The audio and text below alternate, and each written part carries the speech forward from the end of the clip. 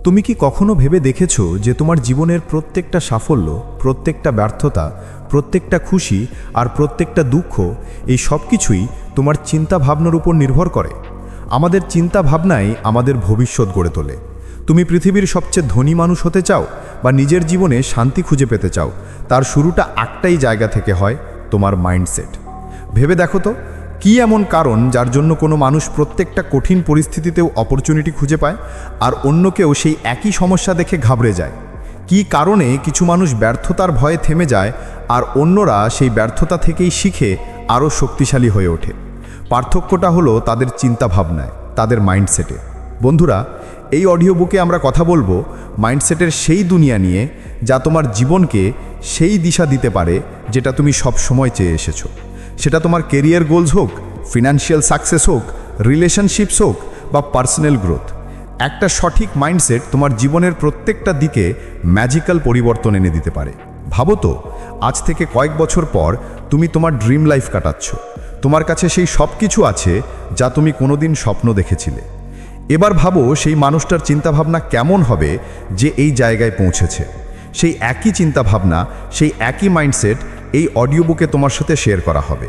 আমরা তোমাকে বলবো কিভাবে তুমি তোমার ভাবনার ধরন বদলাতে পারো, কিভাবে নিজের লিমিটিং বিলিফসগুলোকে চিনে সেগুলোর থেকে মুক্তি পেতে পারো, আর কিভাবে নিজেকে সেই মানুষটা বানাতে পারো যে প্রত্যেকটা কঠিন পরিস্থিতির মুখোমুখি হাসি মুখে করে। কিন্তু শুধু জানলেই কিছু হবে না, তোমাকে এটা নিজের জীবনে অ্যাপ্লাই করতে হবে। তাই এই অডিও বুকে শুধু থিওরি আর আইডিয়া নেই, বরং practical exercise, step by step technique আর প্রোভেন স্ট্র্যাটেজিও রয়েছে যা তোমার মাইন্ডসেটকে রিওয়ায়ার করবে। বিল গেটস থেকে শুরু করে ওপ্রা উইনফ্রি, ইলন মাস্ক থেকে শুরু করে জে.কে. রাউলিং পর্যন্ত সব বিখ্যাত ব্যক্তিরা একটা জিনিসে মাস্টারি অর্জন করেছেন, আর সেটা হলো তাদের মাইন্ডসেটের স্ট্রেংথ। তারা শিখেছেন কিভাবে ব্যর্থতাকে সাফল্যের সিঁড়ি বানাতে হয়, রিজেকশনকে কিভাবে মোটিভেশনে বদলাতে হয়, আর ফেলিয়ারগুলোকে কিভাবে স্টেপিং স্টোন বানাতে হয়। এই সব কোয়ালিটি তুমিও ডেভেলপ করতে পারো, শুধু দরকার একটা সঠিক দিশা আর সঠিক মাইন্ডসেটের। আর এটাই আমরা এই অডিও বুকে আলোচনা করব। তোমাকে সেই সঠিক মাইন্ডসেটের দিকে গাইড করব, তোমাকে সেই পার্সপেক্টিভ দেব যা তোমাকে জীবনের ছোট ছোট সমস্যা থেকে শুরু করে বড় বড় চ্যালেঞ্জ পর্যন্ত প্রত্যেকটা জিনিসে অপরচুনিটি দেখতে সাহায্য করবে। তাই যদি তুমি সত্যিই তোমার ড্রিমগুলোকে রিয়ালিটিতে বদলাতে চাও, যদি তুমি নিজের জীবনে এক্সট্রাঅর্ডিনারি হতে চাও, তাহলে এই অডিও বুকটা শেষ পর্যন্ত অবশ্যই শোনো। একটা নতুন ভাবনা, একটা নতুন শুরু আর একটা নতুন সাফল্যের দিকে তোমাকে স্বাগত। যদি তুমি সেই সব অল্প কিছু মানুষের মধ্যে একজন হও যারা নিজের জীবনে বড় কিছু করতে চায়, তাহলে এই অডিও বুকটা এখনই লাইক করো আর কমেন্টে লেখো, দিস ইজ মাই টাইম। চলো বন্ধুরা, মাইন্ডসেটের এই ট্রান্সফরমেটিভ জার্নি শুরু করা যাক। তৈরি হয়ে যাও, কারণ তুমি সেই সব কিছু শিখতে চলেছো যা তোমার জীবনকে চিরদিনের জন্য বদলে দেবে। বন্ধুরা, একটা সঠিক মাইন্ডসেটে কতটা পাওয়ার থাকতে পারে কখনো ভেবে দেখেছো? মাইন্ডসেট মানে আমাদের ভাবনার ধরন। মাইন্ডসেট হলো সেই লেন্স যা দিয়ে আমরা নিজেদের জীবনটাকে দেখি। আমাদের প্রত্যেকটা ভাবনা, প্রত্যেকটা বিশ্বাস আর প্রত্যেকটা রিয়াকশন এই মাইন্ডসেট থেকেই বেরিয়ে আসে। কিন্তু প্রশ্ন হলো, মাইন্ডসেটে এত শক্তি কিভাবে থাকে যে তা কারো পুরো জীবন বদলে দিতে পারে? এই ব্যাপারটা বোঝার জন্য আমরা কিছু রিয়েল লাইফ এক্সাম্পল, একটা পাওয়ারফুল স্টোরি আর প্র্যাকটিক্যাল সলিউশনের মাধ্যমে এর গভীরে যাব। বন্ধুরা, অ্যাপেলের কো-ফাউন্ডার স্টিভ জবসের মাইন্ডসেট একটা অসাধারণ এক্সাম্পল যে কিভাবে একটা আলাদা দৃষ্টিভঙ্গি কোনো মানুষকে পৃথিবীর সবচেয়ে ক্রিয়েটিভ আর সাকসেসফুল মানুষদের মধ্যে একজন করে তুলতে পারে। যখন 1985-এ জবসকে তার নিজের তৈরি করা কোম্পানি থেকেই বের করে দেওয়া হয়েছিল, তখন সেটা তার জন্য একটা অনেক বড় ধাক্কা ছিল। যে কোনো মানুষের জন্য এই পরিস্থিতি খুব পেনফুল হতে পারত। কিন্তু জবস এটাকে ফেলিয়ার হিসেবে দেখেননি, বরং একটা নতুন চান্স হিসেবে নিয়েছিলেন। জবস সে সময় বলেছিলেন, it freed me to enter one of the most creative periods of my life. এর মানে হলো তিনি এই কঠিন সময়টাকে একটা অপরচুনিটি হিসেবে দেখেছিলেন। আর এই দৃষ্টিভঙ্গি তাকে পিক্সার আর নেক্সটের মতো আইকনিক কোম্পানি তৈরি করতে সাহায্য করেছিল। অবশেষে অ্যাপেলও বুঝতে পেরেছিল যে তাদের ভিশনারি লিডার ছাড়া তারা এগোতে পারবে না। আর কয়েক বছর পর জবসকে অ্যাপেলে ফিরিয়ে আনা হয়। বন্ধুরা, এ থেকে আমরা কি শিখতে পারি? এ থেকে আমরা এটাই শিখি যে যদি জবস ভাবতেন তার জীবন শেষ হয়ে গেছে, তাহলে হয়তো অ্যাপেল, পিক্সার আর আইফোনের মতো জিনিসগুলো কোনো দিন পৃথিবীর সামনে আসতো না। তার মাইন্ডসেট তাকে সেই ফেলিয়ারের মধ্যেও একটা নতুন শুরুর সুযোগ করে দিয়েছিল। যখন আমরা চ্যালেঞ্জগুলোকে সুযোগ হিসেবে দেখতে শিখি তখনই মাইন্ডসেটের আসল শক্তিটা চোখে পড়ে। বন্ধুরা, একটা পুরনো গল্প আছে যা তোমাকে মাইন্ডসেটের আসল শক্তি বোঝাতে পারবে। একদিন এক দাদু তার নাতিকে জীবনের একটা অনেক বড় শিক্ষা দিচ্ছিলেন। তিনি বললেন, আমাদের সবার ভেতরে দুটো নেকড়ে থাকে। একটা নেকড়ে নেগেটিভিটি, ভয় আর হিংসায় ভরা থাকে। অন্য নেকড়েটা পজিটিভিটি, সাহস আর ভালোবাসায় ভরা থাকে। এই দুটো নেকড়ে আমাদের ভেতরে সারাক্ষণ একে অপরের সাথে লড়াইতে থাকে। নাতিটা কিছুক্ষণ ভেবে জিজ্ঞাসা করলো, দাদু তাহলে শেষ পর্যন্ত জেতে কে? দাদু উত্তর দিলেন, যে নেকড়েটাকে তুমি খাবার দেবে সেটাই জিতবে। এই গল্পটা আমাদের এটাই বোঝায় যে আমাদের জীবনে কোন মাইন্ডসেটটা প্রভাবশালী হবে সেটা নির্ভর করে আমরা কোন চিন্তাকে গুরুত্ব দেই তার উপর। যদি আমরা ভয়, ইনসিকিউরিটি আর নেগেটিভিটিকে প্রশ্রয় দিই তাহলে আমাদের জীবনে সেটাই ফুটে উঠবে। কিন্তু যদি আমরা সাহস, অপটিমিজম আর গ্রোথের ভাবনাকে আপন করে নিই তাহলে আমরা জীবনের সেই জিনিসগুলোরই রেজাল্টস দেখতে পাবো। বন্ধুরা, মাইন্ডসেট মূলত দুই ধরনের হয়। প্রথমটা হলো ফিক্সড মাইন্ডসেট আর দ্বিতীয়টা হলো গ্রোথ মাইন্ডসেট। ফিক্সড মাইন্ডসেটের মানুষেরা মনে করে যে তাদের এবিলিটি আর স্কিলসগুলো ফিক্সড, অর্থাৎ যা আছে তাই থাকবে। তারা চ্যালেঞ্জকে ভয় পায়, ফেলিয়ার থেকে পালিয়ে যায় আর ক্রিটিসিজমকে খারাপ চোখে দেখে। ফর এক্সাম্পল, যদি কারোর মনে হয় যে সে পাবলিক স্পিকিংয়ে ভালো নয় তাহলে সে এটা ধরেই নেয় যে সে কোনোদিনও এই স্কিলে উন্নতি করতে পারবে না। এই ধরনের ভাবনার ফলে তাদের পার্সোনাল গ্রোথ থেমে যায়। অন্যদিকে গ্রোথ মাইন্ডসেটের মানুষেরা বিশ্বাস করে যে তারা যে কোনো স্কিল বা এবিলিটিকে প্র্যাকটিস আর লার্নিংয়ের মাধ্যমে ডেভেলপ করতে পারে। এই ধরনের মানুষেরা চ্যালেঞ্জকে এক্সাইটমেন্টের সাথে ফেস করে, ফেলিয়ার থেকে শেখে আর সবসময় ইমপ্রুভমেন্টের চেষ্টা করে। ফর এক্সাম্পল, মাইকেল জর্ডানকে তার স্কুলের বাস্কেটবল টিম থেকে রিজেক্ট করা হয়েছিল, কিন্তু তিনি হার মানেননি। তার গ্রোথ মাইন্ডসেট তাকে ক্রমাগত ইমপ্রুভ করার জন্য মোটিভেট করতে থাকে, আর আজ তাকে বাস্কেটবলের লেজেন্ড বলে মনে করা হয়। বন্ধুরা, যদি তুমিও নিজের চিন্তাভাবনাকে গ্রোথ মাইন্ডসেটের দিকে বদলাতে চাও তাহলে আমি কয়েকটা সহজ আর প্র্যাকটিক্যাল স্ট্র্যাটেজি বলতে যাচ্ছি, মন দিয়ে শোনো। বন্ধুরা, প্রথম স্ট্র্যাটেজি হলো সেলফ রিফ্লেকশন। নিজেকে প্রশ্ন করো যে যখন তোমার কোনো পরিস্থিতিতে ফেলিয়ারের মুখোমুখি হতে হয় তখন তুমি সেটাকে কিভাবে দেখো। তুমি কি এটাকে নিজের দুর্বলতা ভেবে থেমে যাও, নাকি এটাকে একটা ইমপ্রুভমেন্টের সুযোগ হিসেবে দেখো? দ্বিতীয় স্ট্র্যাটেজি হলো লার্নিং ওরিয়েন্টেড গোল সেট করা। নিজের গোল সবসময় আউটকামের ওপর ভিত্তি করে রেখো না, সেগুলোকে লার্নিং ওরিয়েন্টেড বানাও। যেমন, আমাকে টপ স্কোরার হতে হবে, এর বদলে এমন গোল রাখো যে আমাকে কনসেপ্টগুলো ভালোভাবে বুঝতে হবে। এতে শেখার উপর ফোকাস থাকবে। বন্ধুরা, তৃতীয় স্ট্র্যাটেজি হলো ক্রিটিসিজমকে ফিডব্যাক হিসেবে নেওয়া। যদি কেউ তোমার ভুল ধরিয়ে দেয় তাহলে সেটাকে ব্যক্তিগতভাবে নিও না বা ডিফেন্সিভ হয়ে যেও না। সেই ফিডব্যাক থেকে শেখার চেষ্টা করো, কারণ গ্রোথ মাইন্ডসেটে ক্রিটিসিজম তোমাকে ইমপ্রুভ করার প্রথম ধাপ। বন্ধুরা, একটা পাওয়ারফুল মাইন্ডসেট তোমার জীবনকে সেই দিকে নিয়ে যেতে পারে যা তুমি কোনোদিনও কল্পনাও করনি। এর আসল মানে হলো নিজের চিন্তাভাবনাকে এমনভাবে প্রোগ্রাম করা যাতে তুমি প্রত্যেকটা কঠিন পরিস্থিতিকে একটা নতুন সুযোগ হিসেবে দেখতে পারো। স্টিভ জবস বলতেন, innovation is the ability to see change as an opportunity, not as a threat. যদি আমরা এই কথাটা ভালো করে ভাবি তাহলে বুঝতে পারবো যে মাইন্ডসেটের আসল শক্তি আমাদের ভাবনাকে পজিটিভ আর অপরচুনিটি ওরিয়েন্টেড বানানোর মধ্যেই আছে। তাই মনে রেখো, ভাবনা বদলাও, জীবনটা নিজে থেকেই বদলে যাবে। মাইন্ডসেটকে পাওয়ারফুল আর গ্রোথ ওরিয়েন্টেড বানালে তোমার জীবনের প্রত্যেকটা ছোট বড় সমস্যা তোমার কাছে একটা নতুন সুযোগ হয়ে উঠবে। বন্ধুরা, চলো গ্রোথ মাইন্ডসেট আর ফিক্সড মাইন্ডসেটের মধ্যেকার পার্থক্যটাকে আরও গভীরে বোঝা যাক। আমাদের জীবনের সফলতার সবচেয়ে বড় কারণ হলো আমাদের মাইন্ডসেট, আর বিশেষ করে আমাদের মাইন্ডসেটটা কেমন, গ্রোথ মাইন্ডসেট নাকি ফিক্সড মাইন্ডসেট। এই পার্থক্যটা বোঝার জন্য আমাদের আশেপাশের মানুষদের দেখার দরকার নেই, বরং পৃথিবীর সবচেয়ে সাকসেসফুল মানুষদের গল্পগুলোই আমাদের এটা বিশ্বাস করানোর জন্য যথেষ্ট। এক গ্রামে দুই বন্ধু ছিল, অর্জুন আর সমীর। দুজনেই একই স্কুলে পড়তো আর দুজনেরই ছবি আঁকার খুব শখ ছিল। একদিন তাদের স্কুলে একটা ড্রয়িং কম্পিটিশন হলো। অর্জুন প্রতিযোগিতার জন্য খুব খেটেছিল, কিন্তু সে জিততে পারল না। অন্যদিকে সমীরও পার্টিসিপেট করেছিল আর সেও হেরে গেল। ফিক্সড মাইন্ডসেটের অর্জুন হেরে যাওয়ার পর ভাবল, হয়তো আমি ড্রয়িংয়ে ভালো নই, আমার আর খেটে কোনো লাভ নেই। সে হার মেনে নিল আর ছবি আঁকা ছেড়ে দিল। আর গ্রোথ মাইন্ডসেটের সমীর হেরে যাওয়ার পরেও হতাশ হলো না। সে ভাবল, এখন আমি জিততে পারিনি, কিন্তু যদি আমি আরও মেহনত করি আর শিখতে থাকি তাহলে একদিন ঠিক জিততে পারবো। সমীর হারটাকে শেখার সুযোগ হিসেবে দেখল আর প্রতিদিন নিজের ড্রয়িং ইমপ্রুভ করার জন্য লেগে পড়ল।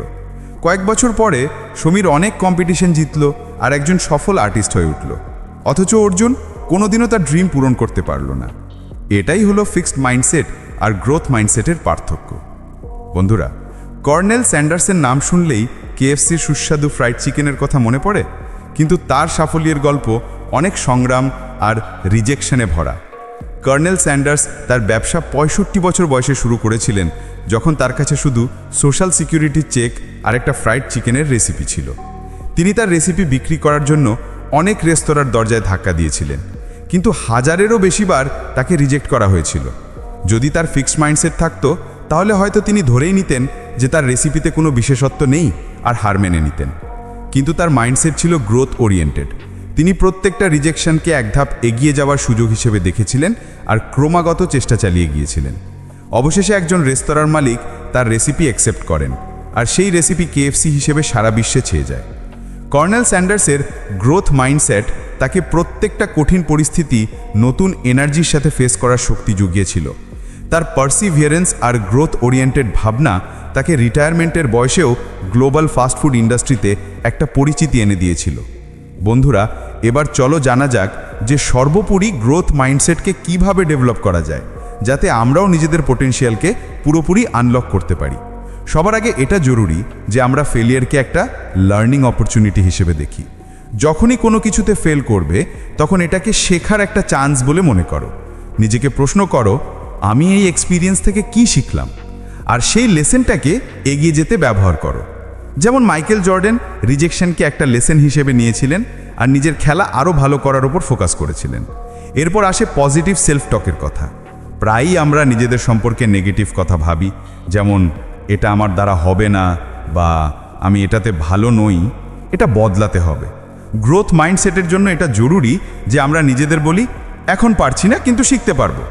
পজিটিভ সেলফ টক আমাদের কনফিডেন্স বাড়ায় আর আমরা চ্যালেঞ্জগুলোকে আরও ভালোভাবে ফেস করতে পারি। গ্রোথ মাইন্ডসেটের জন্য লার্নিং ওরিয়েন্টেড গোল সেট করাও একটা জরুরি স্টেপ। সবসময় এমন গোল বানাও যা শুধু রেজাল্টের ওপর নয়, বরং লার্নিংয়ের ওপর ভিত্তি করে তৈরি। যেমন, আমাকে প্রেজেন্টেশনে সেরা হতে হবে, এর বদলে বলো, আমাকে আমার প্রেজেন্টেশন স্কিল ইমপ্রুভ করতে হবে। এই ধরনের গোল ইমপ্রুভমেন্টের ওপর ফোকাস রাখতে সাহায্য করে আর গ্রোথ মাইন্ডসেট ডেভেলপ করতে সাহায্য করে। ফিডব্যাককে অ্যাকসেপ্ট করাও গ্রোথ মাইন্ডসেটের একটা অংশ। যখন কেউ তোমার ভুল ধরিয়ে দেয়, তখন সেটাকে ক্রিটিসিজম হিসেবে না নিয়ে বরং একটা ইমপ্রুভমেন্ট টুল হিসেবে দেখো। এতে তুমি প্রত্যেক এক্সপিরিয়েন্স থেকে নতুন কিছু শিখতে পারবে। শেষে এফোর্টকে মূল্য দেওয়া জরুরি। গ্রোথ মাইন্ডসেটের রেজাল্টের চেয়ে এফোর্টকে বেশি গুরুত্ব দেওয়া হয়। নিজের ছোট ছোট ইমপ্রুভমেন্ট আর প্রচেষ্টার প্রশংসা করো। এটা তোমাকে মোটিভেশন দেবে আর গ্রোথ মাইন্ডসেটের জার্নিতে সাহায্য করবে। বন্ধুরা, গ্রোথ মাইন্ডসেট তোমার জন্য এমন একটা রাস্তা তৈরি করে দিতে পারে যার মাধ্যমে তুমি তোমার জীবনের প্রত্যেকটা কঠিন পরিস্থিতিকে একটা নতুন দৃষ্টিভঙ্গি দিয়ে দেখতে পারবে। তোমার কারেন্ট সিচুয়েশন যতই কঠিন মনে হোক না কেন, গ্রোথ মাইন্ডসেট তোমাকে প্রত্যেকটা চ্যালেঞ্জে একটা নতুন সুযোগ দেখাবে। বন্ধুরা, গ্রোথ মাইন্ডসেট অ্যাডাপ্ট করে তুমিও তোমার জীবনে সেই পজিটিভিটি আর মোটিভেশন আনতে পারো, যা তোমাকে প্রত্যেকটা কঠিন পরিস্থিতিতেও কামব্যাক করার নতুন পথ দেখাবে। তাহলে এখন প্রশ্ন হলো, তুমি কোন ধরনের মাইন্ডসেট চুজ করতে চাও? বন্ধুরা, তাহলে চলো এবার কথা বলা যাক কিভাবে আমরা আমাদের মাইন্ডসেটকে শিফট করতে পারি, যাতে আমরা আমাদের চিন্তাভাবনাকে নতুন দিশা দিতে পারি আর আমাদের জীবনে আসল পরিবর্তন আনতে পারি। মাইন্ডসেট শিফট করা শুধু একটা ডিসিশন নয়, বরং এটাকে একটা লাইফস্টাইল বানানো। প্রায়ই আমরা নিজেদের এই প্রশ্নটা করি যে কেন কিছু মানুষ চ্যালেঞ্জের মুখোমুখি হয়েও এগিয়ে যায় আর কিছু মানুষ শুধু নিজেদের সমস্যাতেই জড়িয়ে থাকে। এর উত্তর আমাদের মাইন্ডসেটে লুকিয়ে আছে। মাইন্ডসেট শিফটের মানে হলো নিজের চিন্তাভাবনা দৃষ্টিভঙ্গিকে পুরোপুরি বদলে ফেলা, যাতে আমরা যে কোনো কঠিন পরিস্থিতিকে একটা অপরচুনিটি হিসেবে দেখতে পারি। বন্ধুরা, আগে আমরা তোমাকে বলবো যে মাইন্ডসেট শিফটের জন্য কোন কোন প্র্যাকটিক্যাল টিপস আছে যা দিয়ে তুমি নিজের চিন্তাভাবনাকে আরও ভালো করতে পারো আর একটা শক্তিশালী মাইন্ডসেট তৈরি করতে পারো। রাহুল একটা ছোট শহরের ছেলে ছিল, যার স্বপ্ন ছিল সে বড় মানুষ হবে। তার জীবনে একটা সময় এমনও এসেছিল যখন সে তার প্রথম জব ইন্টারভিউতেই ফেল হয়ে যায়। রাহুল ভাবল, হয়তো আমি এই কাজের জন্য তৈরিই নই। কিন্তু এরপর সে যা করল তা তার চিন্তাভাবনাকে পুরোপুরি বদলে দেওয়ার মতো। রাহুল ভাবল, আমি এবার কি শিখতে পারি যেটা আমাকে পরের বার আরও ভালো করে তুলবে। সে নিজের সাথে কথা বলল আর মেহসুস করল যে তাকে তার কমিউনিকেশন স্কিল, ইন্টারভিউ প্রিপারেশন আর কনফিডেন্সের উপর কাজ করতে হবে। তারপর সে ধীরে ধীরে নিজের অ্যাপ্রোচ বদলে ফেলল। সে শুধু ভাবার বদলে নিজের উইকনেসটা ইমপ্রুভ করার জন্য অ্যাকশন নিতে শুরু করল। পরের 6 মাসে সে তার স্কিলগুলো এতটাই ইমপ্রুভ করল যে তার দ্বিতীয় ইন্টারভিউ একটা শানদার সাফল্য হয়ে উঠল। রাহুলের মাইন্ডসেট শিফট তার হার্ডওয়ার্ক আর নতুন ভাবনার সাথে হয়েছিল। বন্ধুরা, তুমি টমাস এডিসনের নাম তো নিশ্চয়ই শুনেছ। যখন তিনি ইলেকট্রিক বাল্ব আবিষ্কার করেছিলেন, তখন তাকে এটা বানাতে হাজার হাজার বার ব্যর্থতার মুখোমুখি হতে হয়েছিল। তিনি নিজেই বলেছিলেন, আমি হাজারবার ব্যর্থ হয়েছি, কিন্তু প্রত্যেকবার আমি শিখেছি যেটা কিভাবে কাজ করে না। যদি এডিসন এই ব্যর্থতাগুলোকে হার মেনে নিতেন, তাহলে হয়তো আজ আমরা ইলেকট্রিক বাল্বই ব্যবহার করতাম না। এডিসনের মাইন্ডসেট ছিল যে প্রত্যেক ব্যর্থতা থেকে নতুন কিছু শিখতে হবে, আর এই মাইন্ডসেট শিফটই তাকে সাফল্যের দিকে নিয়ে গিয়েছিল। এই মাইন্ডসেট তুমিও অ্যাডপ্ট করতে পারো। ফেলিয়ারকে একটা লার্নিং অপরচুনিটি হিসাবে দেখো, হার হিসাবে নয়। চলো বন্ধুরা, এবার মাইন্ডসেট শিফট করার কিছু প্র্যাকটিক্যাল টিপস নিয়ে কথা বলা যাক। বন্ধুরা, প্রথম পদক্ষেপ হলো সেলফ টক বদলানো। প্রায় আমরা নিজেদের নেগেটিভ কথা বলি, যেমন আমার দ্বারা হবে না। এই ভাবনা আমাদের এগোতে দেয় না। যদি আমরা এটাকে বদলে বলি, এ থেকে আমি কি শিখলাম যেটা আমাকে আরও ভালো করে তুলবে, তাহলে এই ভাবনা আমাদের একটা নতুন দিশা দেখায়। যেমন তুমি যদি কোনো পরীক্ষায় ফেল করো, তাহলে নিজেকে বলো, আমি এমন কি ভুল করেছি আর এটাকে কিভাবে শুধরাতে পারি। এই ধরনের ভাবনার ফলে তুমি শুধু হতাশাই এড়াবে না, বরং পরের বারের জন্য একটা সলিড প্ল্যানও বানাতে পারবে। চেষ্টা করো যখনই নেগেটিভ থট আসবে, সেগুলোকে পজিটিভ সেলফ টক দিয়ে রিপ্লেস করার। এতে তোমার মাইন্ডসেট ধীরে ধীরে শিফট হবে। বন্ধুরা, দ্বিতীয় পদক্ষেপ হলো চ্যালেঞ্জকে এমব্রেস করা। প্রত্যেক চ্যালেঞ্জ একটা নতুন অপরচুনিটি লুকিয়ে থাকে। যখন আমরা কোনো কঠিন পরিস্থিতিকে অপরচুনিটি হিসাবে দেখি, তখন আমরা সেটা থেকে নতুন কিছু শেখার সুযোগ পাই। ধরো তোমাকে অফিসে একটা নতুন প্রজেক্ট দেওয়া হয়েছে, যেটা তোমার কঠিন মনে হচ্ছে। এটাকে চ্যালেঞ্জ হিসাবে নেওয়ার বদলে এটাকে নিজের শেখার অপরচুনিটি হিসাবে দেখো। এই ভাবনার ফলে তোমার আত্মবিশ্বাস বাড়বে, আর তুমি সেই চ্যালেঞ্জের মুখোমুখি হওয়ার জন্য নতুন পথ খুঁজবে। বন্ধুরা, তৃতীয় পদক্ষেপ হলো পজিটিভ মানুষের সাথে সময় কাটানো। আমাদের চারপাশের মানুষ আর আমাদের পরিবেশ আমাদের মাইন্ডসেটের ওপর অনেক প্রভাব ফেলে। যেমন ডোয়েন দ্য রক জনসন তার কেরিয়ারের শুরুতে নিজেকে ইন্সপিরেশনাল মানুষদের মাঝে রেখেছিলেন, যার ফলে তার আত্মবিশ্বাস বেড়েছিল আর তিনি সাফল্য পেয়েছিলেন। তাই চেষ্টা করো নিজের চারপাশে এমন মানুষ রাখতে যারা তোমার গ্রোথে সাহায্য করে আর তোমাকে ইন্সপায়ার করে। বন্ধুরা, শেষে কনসিস্টেন্ট অ্যাকশন নেওয়া খুব জরুরি। শুধু ভাবলে কিছু বদলায় না। আসল পরিবর্তন তখনই আসে যখন তুমি নিজের ভাবনাগুলোকে অ্যাকশনে পরিণত করো। জেফ বেজোসের উদাহরণ নাও। তিনি ক্রমাগত তার কোম্পানির উপর কাজ করেছেন, আর তার এই কনসিস্টেন্সি তাকে সাফল্যের দিকে নিয়ে গেছে। যদি তুমি নিজের গোল অ্যাচিভ করতে চাও, তাহলে তোমাকে প্রতিদিন তার উপর কাজ করতে হবে। এই কনসিস্টেন্ট অ্যাকশনই তোমার মাইন্ডসেটকে শক্তিশালী বানাবে আর তোমাকে তোমার লক্ষ্যে পৌঁছে দেবে। এভাবেই প্র্যাকটিক্যাল টিপসগুলো মেনে চললে তুমিও নিজের মাইন্ডসেটকে গ্রোথ ওরিয়েন্টেড বানাতে পারো আর নিজের জীবনে আসল পরিবর্তন আনতে পারো। বন্ধুরা, মাইন্ডসেট শিফট কোনো একদিনের মেহনত নয়, বরং এটা একটা কন্টিনিউয়াস প্রসেস। যদি তুমি নিজের চিন্তাভাবনা বদলাও আর বলা প্র্যাকটিক্যাল টিপসগুলো মেনে চলো, তাহলে তুমি দেখবে যে তোমার মাইন্ডসেটে পরিবর্তন আসছে আর তোমার অ্যাকশনে একটা পজিটিভ শিফট দেখা যাচ্ছে। বন্ধুরা, ভিজুয়ালাইজেশন এমন একটা টেকনিক যেখানে তুমি মনে মনে ইম্যাজিন করো যে তুমি তোমার গোলগুলো আগেই অর্জন করে ফেলেছো। এর মানে হলো নিজের স্বপ্নগুলোকে সত্যি হওয়ার আগেই চোখের সামনে দেখা। যখন তুমি ভিজুয়ালাইজ করো, তখন তুমি নিজের মনে একটা ক্লিয়ার পিকচার তৈরি করো যে গোল অ্যাচিভ হওয়ার পর তোমার জীবন কেমন হবে, তুমি কেমন অনুভব করবে, আর তোমার চারপাশের এনভায়রনমেন্ট কেমন হবে। ঠিক যেন একটা সিনেমার মতো নিজের ভবিষ্যৎকে দেখা, যার ফলে তোমার ব্রেন আর বডি সেই গোলের দিকে কাজ করার জন্য ইন্সপায়ার্ড আর প্রিপেয়ার্ড হয়। এই প্রসেসে তোমার ইমাজিনেশন একটা পাওয়ারফুল টুল হয়ে ওঠে, যা তোমাকে তোমার গোলের কাছাকাছি নিয়ে যেতে সাহায্য করে। বন্ধুরা, তুমি কি জিম ক্যারির কথা কখনো শুনেছ? জিম ক্যারি একবার তার একটা ইন্টারভিউতে বলেছিলেন যে কিভাবে তিনি তার সাবকনশিয়াস মাইন্ডকে ভিজুয়ালাইজিং সাকসেস দিয়ে ট্রেন করেছিলেন। জিম ক্যারির কাছে সেই সময় কিছুই ছিল না, কিন্তু একদিন তিনি তার ড্রিম জবের জন্য $10 মিলিয়ন একটা চেক লিখে আর নিজের গাড়িতে বসে সেটাকে নিজের সাথে রাখতেন। তিনি ভাবতেন একদিন তিনি ঠিক এই অ্যামাউন্টটাই কোনো সিনেমার জন্য পাবেন। এটা ছিল তার ভিজুয়ালাইজেশন টেকনিক। যখন জিম ক্যারি 1994 সালে ডাম্ব অ্যান্ড ডামারের শুটিং করছিলেন, তখন তিনি সেই চেকের ছবিটা মনে করেছিলেন, আর সত্যি সত্যি তাকে সেই সিনেমার জন্য $10 মিলিয়ন চেক দেওয়া হয়েছিল। জিম ক্যারির এই গল্প এটাই প্রমাণ করে যে ভিজুয়ালাইজেশনের মাধ্যমে তুমি তোমার ইচ্ছাগুলোকে নিজের সাবকনশিয়াস মাইন্ডে এত গভীরভাবে গেঁথে দিতে পারো যে সেগুলো সত্যি হয়ে যায়। বন্ধুরা, ভিজুয়ালাইজেশন আখের কাজ করে কিভাবে? বন্ধুরা, ভিজুয়ালাইজেশন এমনভাবে কাজ করে যেন আমাদের মস্তিষ্ককে একদিকে প্রোগ্রাম করা হচ্ছে। যখন আমরা আমাদের গোলগুলোকে মনে মনে ডিটেলের সাথে ইম্যাজিন করি, তখন আমাদের ব্রেন সেটাকে সত্যি বলে মানতে শুরু করে দেয়। ধরো তুমি নিজেকে একজন সাকসেসফুল পার্সন হিসেবে ভিজুয়ালাইজ করছো। তুমি ইম্যাজিন করছো যে তুমি কনফিডেন্ট, লোকেরা তোমাকে রেসপেক্ট করছে, আর তোমার কাছে সেই জীবনটা আছে যেটা তুমি চাও। এই ভিজুয়ালাইজেশন আমাদের সাবকনশিয়াস মাইন্ডকে সিগন্যাল দেয় যে আমাদের এই গোলের দিকে এগোতে হবে। এভাবে আমাদের ব্রেন আর বডি সেই জিনিসটা হাসিল করার জন্য কাজ করতে শুরু করে দেয়, যেটা আমরা বারবার নিজের মনে দেখি। অর্থাৎ ভিজুয়ালাইজেশন তোমার চিন্তাভাবনাকে অ্যাকশনে বদলানোর একটা পাওয়ারফুল উপায়। চলো আমরা একটা প্র্যাকটিক্যাল এক্সারসাইজ করি, যার মাধ্যমে তুমি এই ভিজুয়ালাইজেশন টেকনিককে নিজের জীবনে ইমপ্লিমেন্ট করতে পারবে। রোজ রাতে ঘুমানোর আগে একটা শান্ত জায়গায় বসো আর নিজের চোখ বন্ধ করো। এবার নিজের গোলকে ইম্যাজিন করো। ভাবো তোমার ড্রিম কি? তুমি কি ফাইন্যান্সিয়াল ফ্রিডম চাও, নাকি একজন সাকসেসফুল এন্টারপ্রেনিয়র হতে চাও? এই গোলটাকে নিজের মনে ভিভিডভাবে দেখো। যদি তোমার স্বপ্ন একটা বড় কোম্পানির মালিক হওয়া হয়, তাহলে ইম্যাজিন করো যে তুমি তোমার অফিসে নিজের টিমকে লিড করছো, ডিসিশন নিচ্ছ আর সাকসেসফুল ডিল করছো। এবার এই ভিজুয়ালাইজেশনের সাথে নিজের ইমোশনসকে যুক্ত করো। ফিল করো যে গোল অ্যাচিভ করার সময় তোমার কতটা খুশি, সন্তুষ্টি আর এক্সাইটমেন্ট হচ্ছে। এই ইমোশনস তোমার সাবকনশিয়াস মাইন্ডকে অ্যাক্টিভেট করে, যাতে সেটা তোমার চিন্তাভাবনাকে তোমার অ্যাকশানে বদলে দিতে পারে আর তোমার গোলকে তোমার রিয়ালিটি বানিয়ে দিতে পারে। এই টেকনিকটা প্রত্যেক রাতে 5 থেকে 10 মিনিটের জন্য প্র্যাকটিস করো। যত তুমি এটা প্রতিদিন করবে, তত তুমি দেখবে যে তোমার মাইন্ডসেটে পরিবর্তন আসছে আর তোমার অ্যাকশানে একটা পজিটিভ শিফট দেখা যাচ্ছে। বন্ধুরা, ভিজুয়ালাইজেশন ততক্ষণ পর্যন্ত প্রভাবশালী হবে না যতক্ষণ তুমি এর সাথে কনসিস্টেন্ট অ্যাকশন নিচ্ছ।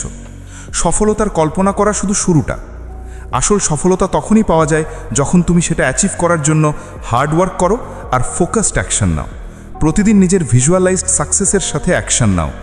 যখন তুমি নিজের গোলকে ক্লিয়ার করে নাও আর সেটাকে তোমার ভিজুয়ালাইজেশনে দেখো, তখন তোমার সাবকনশিয়াস মাইন্ড তোমাকে সেই দিকে সঠিক পদক্ষেপ নেওয়ার জন্য ন্যাচারালি ইন্সপায়ার করবে। মনে রেখো, ভিশন আর অ্যাকশনের পারফেক্ট কম্বিনেশনই তোমাকে সফলতার দরজায় পৌঁছে দেয়। বন্ধুরা, তোমার সাবকনশিয়াস মাইন্ড তোমার সবচেয়ে বড় বন্ধু হয়ে উঠতে পারে, শুধু তোমাকে এটাকে সঠিকভাবে ট্রেন করতে হবে। ভিজুয়ালাইজেশন শুধু একটা মেন্টাল এক্সারসাইজ নয়, বরং এটা একটা পাওয়ারফুল টুল যা তোমার থটস, অ্যাকশনস আর ইমোশনসকে তোমার গোলের সাথে অ্যালাইন করে।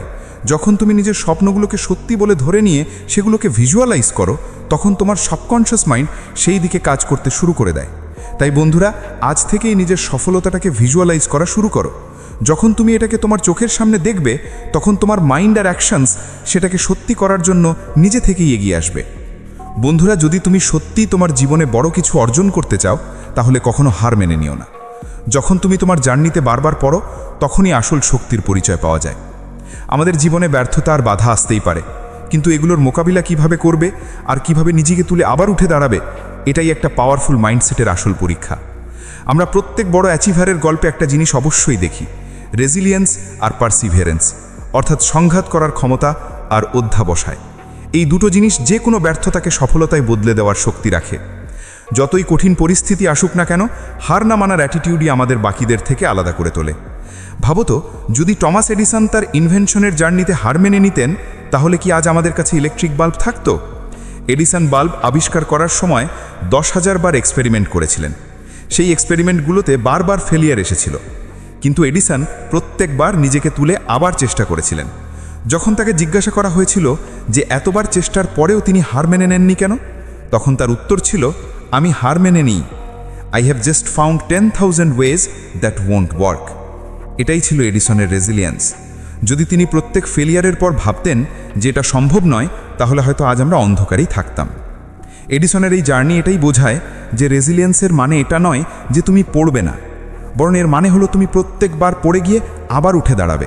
বন্ধুরা, মাইকেল জর্ডান, যাকে পৃথিবীর অন্যতম সেরা বাস্কেটবল খেলোয়াড় বলে মনে করা হয়, তার যাত্রাও রেজিলিয়েন্সের একটা এক্সেলেন্ট উদাহরণ। তার স্কুলের শুরুর দিকে তাকে স্কুল বাস্কেটবল টিম থেকে রিজেক্ট করা হয়েছিল। সেই রিজেকশন তাকে ভেঙে ফেলার বদলে আরও শক্তিশালী করে তুলেছিল। তিনি কঠোর পরিশ্রম করেছিলেন, নিজেকে ইমপ্রুভ করেছিলেন আর নিজের স্কিলকে প্রতিদিন শার্পেন করেছিলেন। জর্ডান একবার বলেছিলেন যে আমার কেরিয়ারে আমি 9,000-এরও বেশি শট মিস করেছি, আমি প্রায় 300টা গেম হেরেছি, 26 বার আমার উপর বিশ্বাস করা হয়েছিল যে আমি গেম উইনিং শট নেব আর আমি পারিনি। আমি আমার জীবনে বারবার ব্যর্থতার মুখোমুখি হয়েছি, আর ঠিক এই কারণেই আমি সফল। এই অ্যাটিটিউডটাই তাকে একজন চ্যাম্পিয়ন বানিয়েছিল। তিনি প্রত্যেক ফেলিয়ারকে একটা নতুন শিক্ষা বলে মনে করতেন আর প্রত্যেকবার নিজেকে আরও ভালো করে তুলতেন। বন্ধুরা, একটা পাওয়ারফুল মাইন্ডসেটের সবচেয়ে ইম্পর্ট্যান্ট অ্যাসপেক্ট হলো নেভার গিভ আপ। প্রত্যেক মানুষের জীবনে এমন মুহূর্ত আসে যখন সে নিজেকে পরাজিত মনে করে, কিন্তু এই মুহূর্তটাই তাকে আবার উঠে দাঁড়ানোর সবচেয়ে ভালো সুযোগ দেয়। যে কোনো বড় লক্ষ্যে পৌঁছানোর জন্য তোমাকে বারবার পড়তে হবে আর আবার উঠতে হবে। The moment you give up is the moment you let someone else win. অর্থাৎ হার মেনে নেওয়া মানে নিজের ড্রিম আর পরিশ্রম থেকে দূরে সরে যাওয়া। যখন তুমি আরও একবার চেষ্টা করার সিদ্ধান্ত নাও, তখনই তুমি আসল জয়ের দিকে এগিয়ে যাও। বন্ধুরা, এখন প্রশ্ন হলো, এই নেভার গিভ আপ অ্যাটিটিউডকে নিজের জীবনে কিভাবে আনা যায়? চলো কিছু প্র্যাকটিক্যাল সলিউশন জানা যাক, যা দিয়ে তুমি তোমার রেজিলিয়েন্স আর পারসিভিয়ারেন্সকে আরও শক্তিশালী করতে পারো। সবার আগে ফেলিয়ারকে স্বীকার করো আর তা থেকে শেখো। প্রত্যেক কঠিন পরিস্থিতিকে গ্রোথের একটা অংশ বলে মনে করো, একটা বন্ধ দরজা নয়। যখনই তুমি ব্যর্থ হবে, নিজেকে প্রশ্ন করো যে এ থেকে কি শেখা যেতে পারে। এডিসনের মতো, যিনি প্রত্যেক এক্সপেরিমেন্টকে একটা শিক্ষা বলে মনে করতেন, তুমিও নিজের ভুল থেকে শেখো আর সেগুলোর পুনরাবৃত্তি করা থেকে বিরত থাকো। এরপর পজিটিভ সেলফ টক বজায় রাখো। ব্যর্থতার সময় নিজের সাথে পজিটিভ কথা বলা খুব জরুরি। নেগেটিভ সেলফ টক তোমাকে আরও দুর্বল করে তুলবে। তাই নিজেকে বলো যে এটা শুধু একটা লেসেন, আমাকে এর থেকে আরও শক্তিশালী হতে হবে আর আমাকে আবার চেষ্টা করতে হবে। এই ধরনের সেলফ টক তোমাকে মেন্টালি আর ইমোশনালি আপলিফট করবে। নিজের লক্ষ্যকে ছোট ছোট স্টেপে ভাগ করে নাও। বড় লক্ষ্যে পৌঁছানোর সফর কঠিন মনে হতে পারে, তাই এটাকে ছোট ছোট মাইলস্টোনে ভাগ করে নাও। যেমন মাইকেল জর্ডান প্রত্যেক প্র্যাকটিস সেশনকে নিজের গেম ইমপ্রুভমেন্টের একটা স্টেপ বলে মনে করতেন।